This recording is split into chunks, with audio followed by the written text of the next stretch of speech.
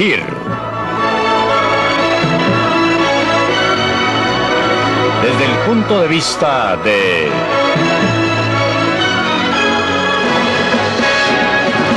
Milton Friedman. Anatomía de la crisis. Nueva York, la calle de Lansing, en el bajo lado oeste. No precisamente una de las vistas más conocidas de la ciudad. Sin embargo, lo que ocurrió en esa calle hace casi 50 años sigue afectándonos a todos hoy día.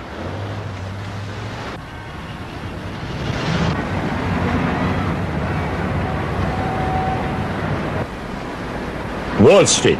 La mayoría sabemos lo que pasó aquí hace 50 años.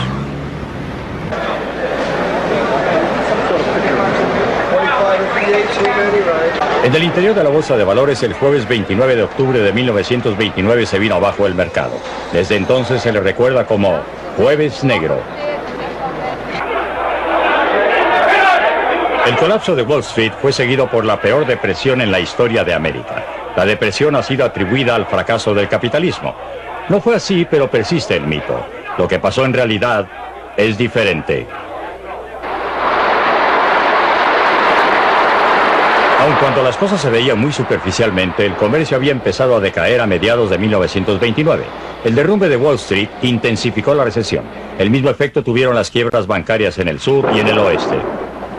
Pero la recesión se transformó en crisis solo cuando estas quiebras se extendieron hasta Nueva York. Y en particular a este edificio, en esa época, la sede del Banco de Estados Unidos. El fracaso de este banco tuvo hondas repercusiones y pudo haberse evitado. Fue en cierto modo un accidente histórico el que precisamente este banco jugara el rol que jugó. ¿Por qué fracasó? Era un banco perfectamente sólido. Bancos con situaciones financieras peores que las de él habían tenido dificultades y se habían salvado con la cooperación de otros bancos. La razón por la que se salvó tiene que ver con su carácter relativamente político. Primero su nombre, Banco de Estados Unidos. Un nombre que hacía creer a los inmigrantes que era un banco oficial del gobierno, cuando en realidad era un banco simplemente comercial. En segundo lugar, sus dueños, judíos. Tanto su nombre como la naturaleza de sus dueños, que atraían a un número tan grande de depositantes de entre los muchos hombres de negocios judíos de la ciudad de Nueva York. También tuvo como consecuencia el alienar a otros banqueros a los que no les gustaban ni las ventajas que le daba el nombre ni la naturaleza de sus dueños.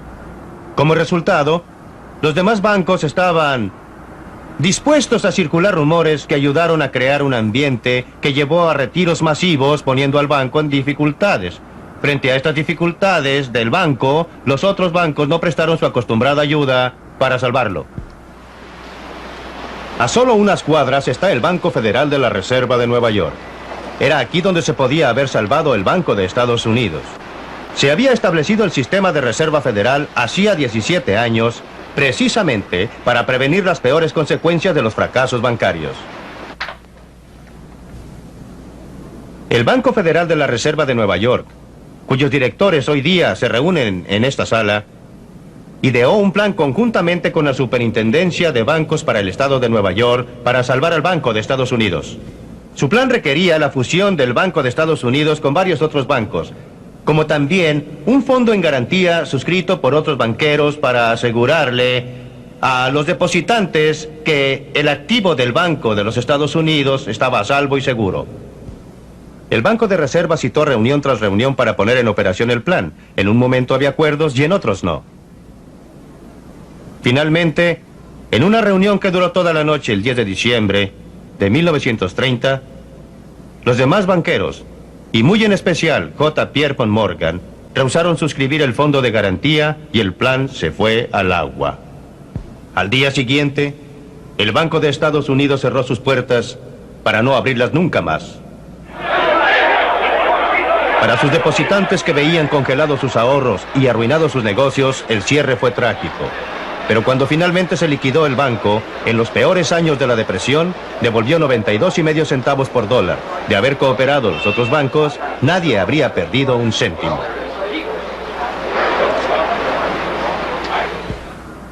Para los otros bancos de Nueva York, el cierre del Banco de Estados Unidos parecía tener efectos puramente locales, pero se equivocaban. en parte porque tenía tantos depositantes, en parte porque muchos de los depositantes eran pequeños comerciantes, pero en parte porque era el banco más grande de los Estados Unidos en ir a la quiebra hasta esos momentos. El cierre produjo profundos efectos. Depositantes de todo el país se asustaron por la seguridad de sus fondos y corrieron a retirarlos. Hubo retiros masivos y quiebras por montones, y durante todo ese tiempo, el Banco Federal se limitó a tomar palco, cuando tenía el poder, el deber y la responsabilidad de proveer el dinero líquido que habría permitido a los bancos cumplir con las demandas insistentes de sus depositantes sin tener que cerrar sus puertas. La forma en que los retiros masivos de los bancos pueden aumentar o ser detenidos es consecuencia de cómo opera nuestro sistema bancario. Es posible que piense usted que al llevar dinero al banco y depositarlo, el banco lleva ese dinero y lo coloca en las bóvedas en espera de que lo vuelva usted a necesitar. ¿Cómo los quiere? Quisiera 2 de a 10, 1 de a 5 y 5 de a 1. Ok. El banco no hace nada de eso. Inmediatamente toma una buena parte de su depósito y lo presta a otro. ¿Cómo supone usted que gana el interés para pagar sus gastos o pagarle a usted algo por el uso de su dinero? En realidad, si todos los depositantes de todos los bancos trataran todos a la vez de retirar sus fondos, entonces el efectivo disponible en todos los bancos del país no alcanzaría a cubrir ni la mitad de sus demandas. Para evitar esta situación como esta, para evitar retiros masivos, es indispensable poder contar con una manera de impedir que la gente retire sus fondos o tener una fuente adicional de efectivo. Ese era el propósito del sistema de reserva federal. Proveer efectivo adicional para cubrir las demandas de los depositantes cuando se presentaran retiros masivos. Un ejemplo clásico de cómo este sistema podía funcionar en forma eficaz se puede encontrar a 2000 millas de Nueva York y cerca del Great Salt Lake en Utah. A comienzos de los años 30, algunos bancos de Salt Lake City y alrededores comenzaron a tener dificultades. Los dueños de uno de estos bancos tuvieron la inteligencia de saber lo que tenían que hacer para mantener abiertos sus bancos y el valor para hacerlo. Cuando los depositantes temerosos insistieron en retirar todo su dinero, una de las tareas de George Eccles era aleccionar a sus cajeros sobre la forma en que debían manejar la situación. Bueno, entonces reunimos al personal y les pedimos que estuvieran en el banco, en sus puestos, a las 8, y que actuaran como si nada hubiera pasado, con una sonrisa en los labios. Si podían. Y yo también. Teníamos 4 ventanillas para ahorros. Y les dijimos que no dejaran por ningún motivo sus ventanillas. Ni para almorzar ni para ninguna otra cosa. Teníamos que tener todas las ventanillas abiertas todo el día. Pero lo importante era que sabíamos que tendríamos una larga cola ahí. Así que no serviría de nada apurarse, porque la cola continuaría. Así es que dijimos, ahora cuando reciban un pedido de retiro y una libreta, verifiquen la firma aun cuando conozcan a su amigo Juan Soto, con el propósito de ganar tiempo. Entonces, cuando paguen el dinero, no paguemos en billetes de a $100. Vamos a pagar con 5, 10 y 20. Y cuéntelo 2 veces.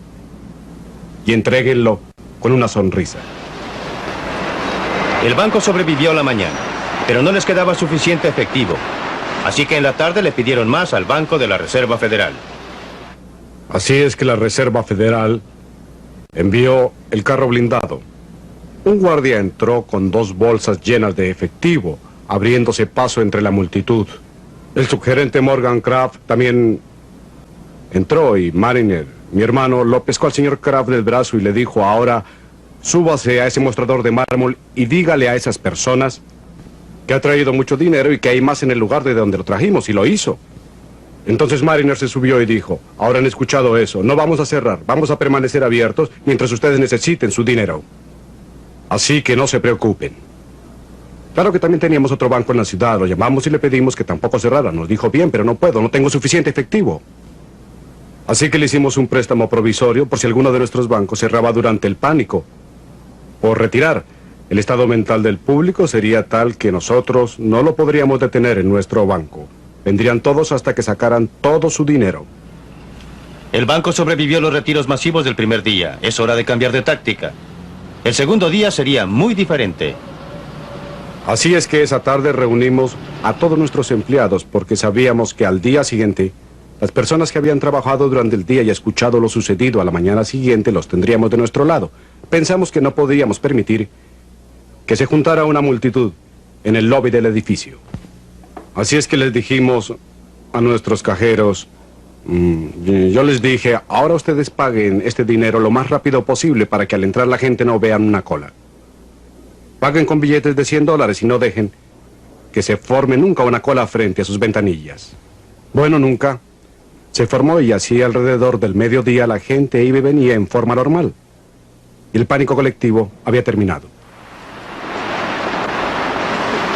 Fue todo cuestión de asegurar al público que podía sacar su dinero. El sistema de la Reserva Federal estaba allí para asegurar que esto fuera así, abasteciendo de dinero a los bancos. ¿Por qué no evitó ese sistema la Gran Depresión de 1929? Porque de 1929 a 1930, después del colapso del mercado de valores, el sistema de la Reserva Federal permitió que la cantidad de circulante disminuyera paulatinamente, asfixiando la estructura monetaria.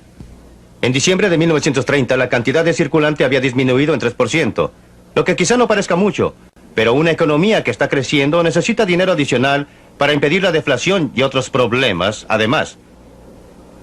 Dado esta asfixia del sistema monetario, lo que pasó después de eso fue más o menos inevitable. Si el Banco de Estados Unidos no hubiese fracasado, otro banco habría sido la víctima. Habría fracasado y habría provocado más retiros masivos. Una vez comenzados, la Reserva Federal pudo haber impedido que tuvieran las consecuencias desastrosas que tuvieron, al acudir en ayuda del sistema bancario en general y creando dinero, proporcionando el efectivo necesario para hacer frente a las demandas. Por lo demás, al momento en que los depositantes empiezan a retirar su dinero de los bancos, hay una tendencia marcada a que la cantidad de circulante caiga. Cada dólar en efectivo que se retira de un banco está respaldando varios dólares en depósitos. La Reserva Federal, de haber intervenido, comprando bonos del gobierno en grandes cantidades, proporcionando efectivo, los depositantes habrían visto que podrían retirar su dinero y no lo seguirían haciendo. Curiosamente, los del Banco de Reserva de Nueva York sabían que esta política era la correcta. Nadie la había propiciado con más énfasis que Benjamin Strong, el primer jefe del banco. En forma trágica para América, murió 2 años antes de la verdadera crisis. Con la muerte de Benjamin Strong, un hombre realmente extraordinario, que no solo dirigió el Banco de Nueva York, pero que fue la figura clave de todo el sistema federal de reserva, comenzó una batalla por el poder entre Nueva York, los otros bancos y el directorio en Washington. Perdió Nueva York. Los otros bancos y aún más el directorio en Washington ganaron. Fue un evento que pasó desapercibido, pero fue el primer paso de ese movimiento masivo de poder hacia Washington que ha dominado nuestras vidas desde entonces.